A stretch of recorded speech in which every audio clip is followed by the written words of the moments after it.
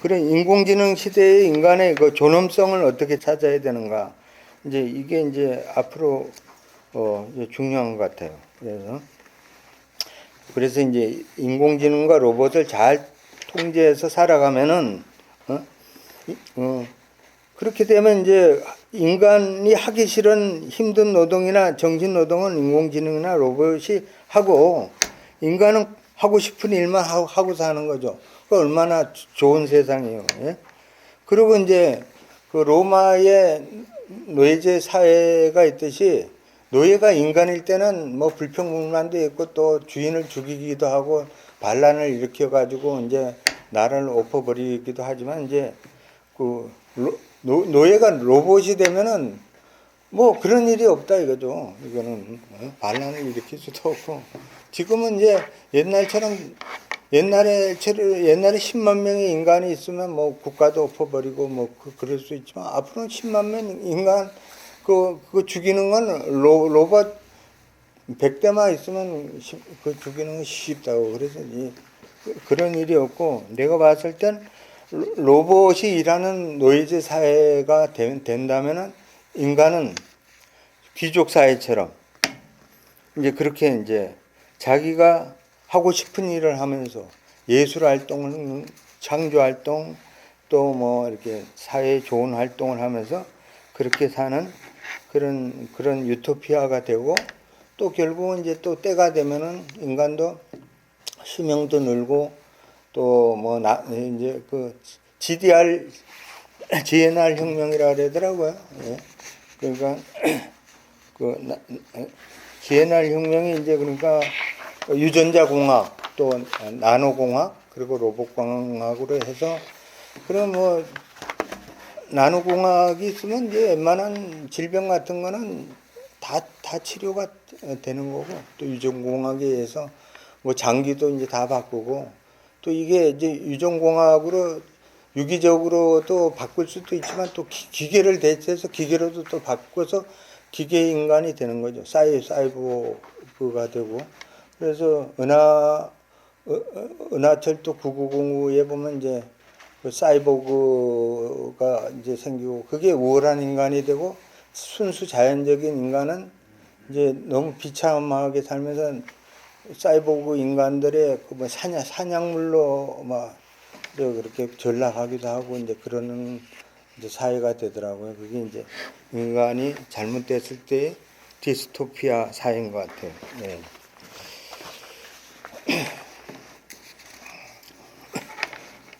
그래서 이제 이제 로봇과 인공지능 시대에 인문학이나 이제 철학을 잘 발전시켜서 거기에 맞는 이제 유토피아 세상을 열고 또 그런 게 없으면 이제 디스토피아 세상이 된다.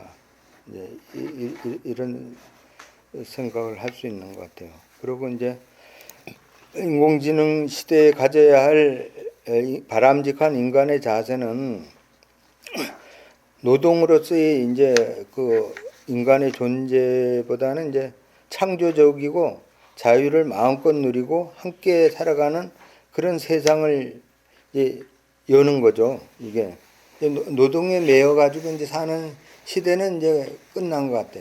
그럼 인간이 이제 자기가 하고 싶은 일을 하고 살아야 되고 또 여럿이 같이 어울려서 살아야 될 시대에 필요한 철학이 뭘까? 이제 이게 지금 내가 봤을 때 참 막연하고 없는 것 같아요.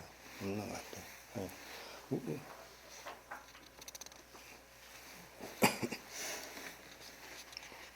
그래서 이제 그 마지막에는 이제 인공지능 시대 기술적 특이점 이후의 바람직한 철학은 무엇인가? 여기에서 이제 모든 사람은 다 다르겠지만 저는 이제 장자의 철학과 니체의 철학과 하이데거의 철학을 이제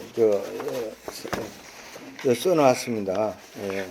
그래서 이제 그 노자의 철학은 이제 운동과 현실 도피의 철학이라고 생각하는데 실제는 역사 속에서 보면 늘 농민봉기의 이념적 기반이 돼서 엄청나게 사회적이에요. 오히려 이게 뭐 은둔의 사상이 아니고 실제 은둔은 이 장자의 철학하고 맞는 것 같아요. 장자의 철학은 이제 돈이든 쥐든 신분이든 이런 차별을 넘어서 자연이든 인간이든 만물이 평등한 사회.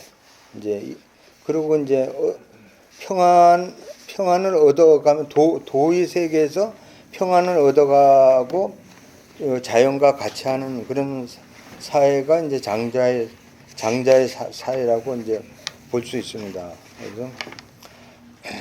그래서 이제 아까도 얘기했지만 이제 그 대붕이 9만 리를 날아서 자유스럽게 이제 6개월을 날아가서 남해 바다에 이제 안착을 하는데, 그러면 그때 이제 비웃던 그 매미나 이제 그 비둘기 이렇게 할 때, 그러면 대붕은 진짜 위대한 삶이고 그 매미의 삶은 보잘것없는 삶이냐, 이렇게 장자가 가리키는 거냐? 이제 그건 아니다 이거죠. 장자는 이제 대변화를 원하고 거기에서 대자유를 찾아서 가자는 거지.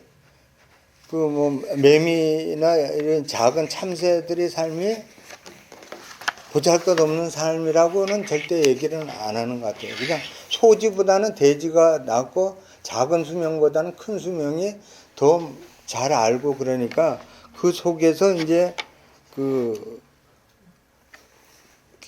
기존 한계와 제약을 뛰어넘어서 이제 부단히 변화해 가면서도 대자유를 가지고 살아가자. 이게 이제 장자의 사상인 것 같아요. 예. 그리고 이제 쓸모 없음의 쓸모가 이제 장자의 사상의 대부분인 것 같아요. 그리고 해자와 이제 장자의 그 대화에 보면 해자가 가죽나무라는 이제 엄청나게 크고 쓸모없는 나무가 있는데, 이거는 뭐 집을 질 때도 쓸모가 없고 뭐 탁자를 만드는 데도 쓸모가 없다. 그래 버려야 된다. 이랬더니 이제 장자가 그러냐? 그러면 그걸 가지고 저 시골의 각막한 들판에 심어놓고 그 곁에서 아무 하는 일 없이 거닐고 그 아래에서 논일다 잠들면은 좋지 않느냐? 이제 이런 얘기를 하면서 그 무용지용, 쓸모 없음의 쓸모, 이거를 엄청나게 그 강조를 하는 것 같아요. 내가 봤을 때 미래에도 이런 사고 방식이 참 좋은 사고 방식이 아닐까, 이런 생각을 한번 해봤습니다. 그 다음에 이제 그 니체의 이제 초인 철학. 니체의 이제 니체는 그 여기에도 나오지만 철학자의 대단한 두 명의 유혹자가 있는데, 이제 첫째가 소크라테스고 둘째가 니체다, 이렇게 얘기를 하면서, 소크라테스는 너 자신을 알라 하면서 이제 청년을 유혹을 했고, 니체는 너의 길을 가라 하고 이제 이렇게 사람들을 유혹했다고 그래요. 그래서 이제 우리가 일상적으로 알고 있는 도덕이라는 것은 어떤 공동체가 마련한 삶의 규칙입니다. 근데 이 규칙도 시간이나 사회가 달라지면 그 도덕률의 유효성이나 가치를 상실합니다.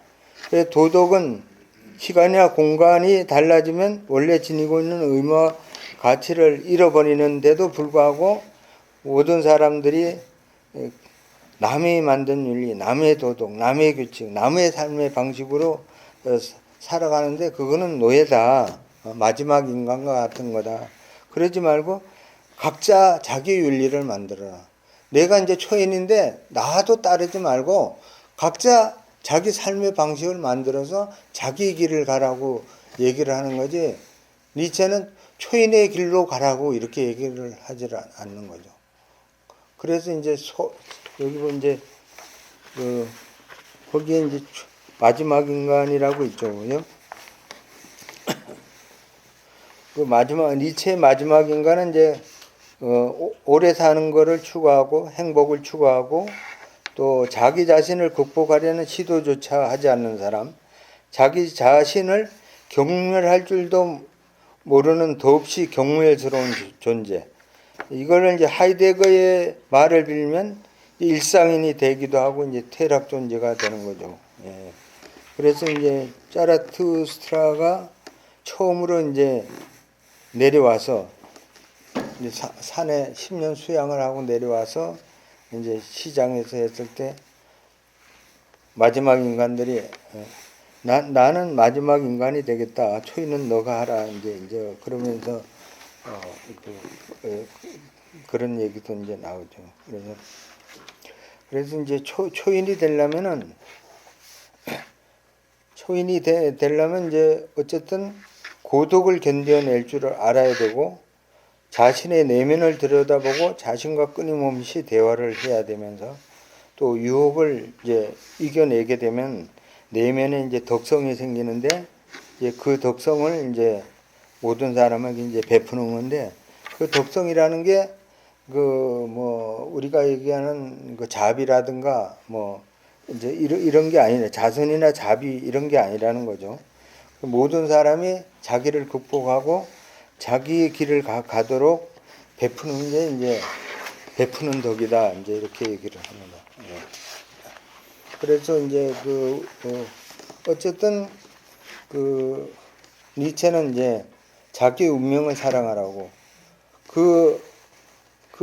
자기가 다른 사람의 관점에서는 부정적이고 열등할지 몰라도 나의 존재는 필연적이니까 너의 운명을 사랑하라.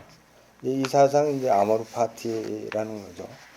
그래서 이제 그리고 이제 초인도 안 되고 마지막 인간도 안 되는 이제 우월한 인간이 있는데 그거는 이제 그래도 이제 그게 있더라고요. 이게 이제 일반 책에는 없는데 그 사장에 이제 새로 생긴 건데 우월한 인간은 이제 초인은 되지 못했지만 천민을 극복하려 한다는 점에서는 여전히 위대하다.